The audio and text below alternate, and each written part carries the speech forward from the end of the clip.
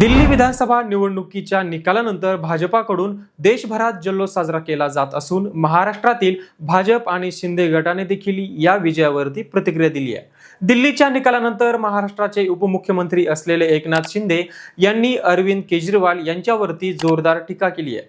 केजरीवालांचे खायचे दात वेगळे आणि दाखवायचे दात वेगळे असे त्यांनी सांगितले गेलंय।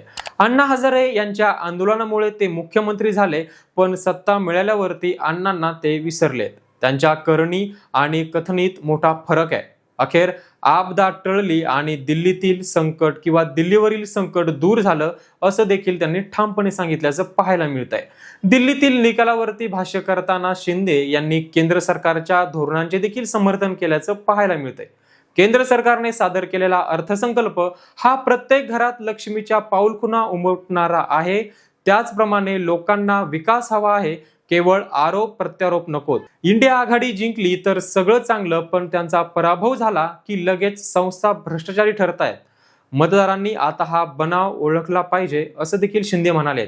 मुंबई महापालिका निवडणुकीच्या पार्श्वभूमीवरती शिंदेंनी मोठा दावा केल्याचं पाहायला मिळतंय।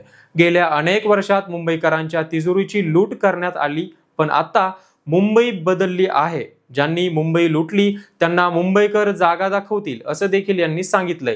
दिल्लीप्रमाणे आम्ही मुंबईतही विजयी होऊ आणि ही विजयाची परंपरा जी आहे ती अशीच चालू राहील असा विश्वास त्यांनी व्यक्त केलाय। भाजपाच्या दिल्लीतील विजय आणि आपचा पराभवाने देशातील राजकीय समीकरणामध्ये खूप मोठा बदल होऊ शकतो असं दिसतंय।